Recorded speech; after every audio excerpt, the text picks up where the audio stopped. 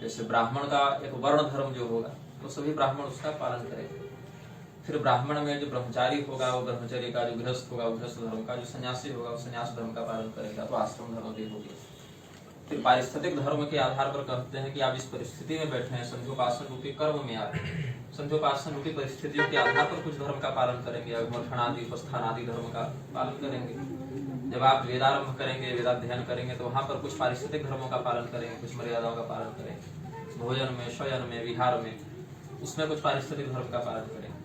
इस प्रकार से जो हम नित्य श्रुति स्मृति पुराणागमादि के मर्यादा के अनुसार आचरण में धारण करें वो धर्म है, ऐसा हम समझते हैं।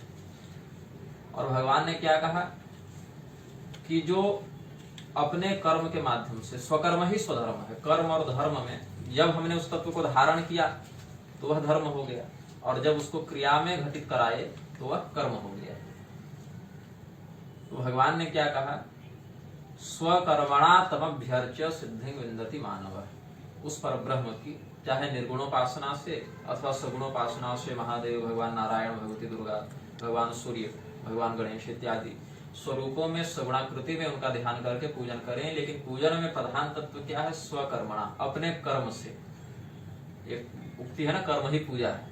तो हर एक व्यक्ति के लिए जो उसका नैसर्गिक कर्म कैसा, सहजन कर्म कौनते हैं, जो साथ में उत्पन्न हुआ।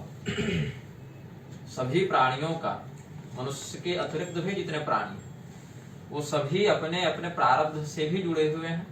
पूर्वकृत कुछ कर्म उनके हैं और कुछ वे क्रियमाण कर्म भी करते हैं जो समयानुसार। लेकिन मनुष्य का जो क्रियमाण कर्म है वह उसके लिए नवीन प्रारब्ध का संरचन भी करता है, उसका सृजन भी करता है। लेकिन पशुओं का जो क्रियमाण कर्म है वो उनके लिए नए प्रारब्ध का निर्माण नहीं करता है। यही कारण है कि सिंह जब किसी हिरण को मारकर खाएगा तो उसके लिए कोई नए पाप या पुण्य का उदय नहीं होगा। लेकिन हम यदि ऐसा कुछ करें तो हमारे लिए वह कर्म बंधनकारी हो जाएगा, पाप या पुण्य का वह निमित्त बन जाएगा। तो पशुओं में भोग योनि की प्रधानता है, मनुष्य में कर्म योनि की प्रधानता है। इसीलिए मनुष्यों का कर्म उसके साथ ही तय हो जाता है, निश्चित हो जाता है।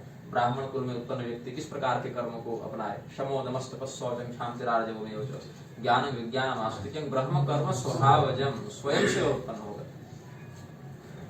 और इसमें क्या कहा कि अपने कर्म को छोड़कर दूसरे के कर्म का अवहेलना पूर्वक या लोभ पूर्वक या प्रमाद पूर्वक अनुसरण ग्रहण करने से क्या होता है, स्वकर्म नाश भी होता है और परकर्मानुसरण के कारण आप उस कर्म में अधिकृत नहीं, तो अधिकृत नहीं होने कारण अनधिकारित्व का भी दोष लग जाएगा और अपने कर्म की हानि भी होगी।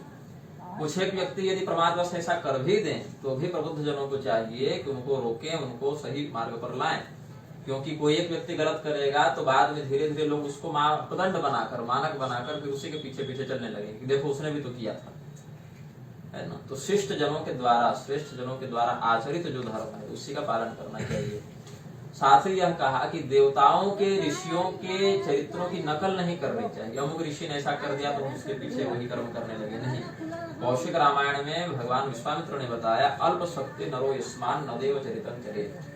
मनुष्य की शक्ति सीमित है, वह बंधा हुआ है, इसीलिए वह देवताओं के द्वारा उपदिष्ट मार्ग का अनुसरण करे, आचरित मार्ग की नकल न करे, ऐसा हम समझते हैं। तो आप सभी अपने जीवन में स्वधर्मनिष्ठ होकर, स्वकर्मनिष्ठ होकर भवितव्य पीढ़ी को, है ना, श्रेष्ठ समाज में जिस भी आश्रम में जाए, ब्रह्मचारी रह जाए या गृहस्थ में जाए या भविष्य में सन्यासी बने, जिसमें भी जाए, आप स्वधर्मनिष्ठ होकर, स्वकर्मनिष्ठ होकर धर्म को दो बिंदु बढ़ाने का ही प्रयास करें। अपने कर्म से धर्म की हानि हो जाए, ऐसा नहीं करना चाहिए।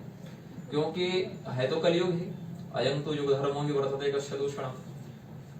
तो भगवान युग धर्म है, रात्रि का समय है, रात्रि में आप कितना भी प्रयास कर लें, सूर्य के समान नवीन प्रकाश का सृजन तो नहीं कर सकते। बल्ब जलाने से, टॉर्च जलाने से, मशाले जलाने से दिन तो नहीं हो जाता, दिन तो सूर्य के ही माध्यम से होगा। तो यह तो नहीं कि हम बहुत धर्म का पालन करेंगे तो सतयुग ले आएंगे, नहीं, रहेगा तो कलयुग ही। संकल्प में तो कली प्रथम चरण ही अभी तक कर रहे हैं और वो अपने पूर्णमान तक कालक्रम से तो घटित होगा ही। किंतु जिस प्रकार से रात्रि के अंधकार से प्रभावित न होने के लिए हम वैकल्पिक प्रयास करते हैं, प्रकाश इत्यादि का प्रबंध करते हैं, बल्ब जलाते हैं, टॉर्च जलाते हैं, उसी प्रकार से कलयुग में भी हम कलयुग के अज्ञानांधकार, अधर्मांधकार से अभिहत न हो जाएं, अपितु उससे बचे रहकर इस लोक और परलोक दोनों में श्रेष्ठता को प्राप्त करें। ऐसा प्रयास धर्मानुसार करना चाहिए। ऐसी मंगल कामना आप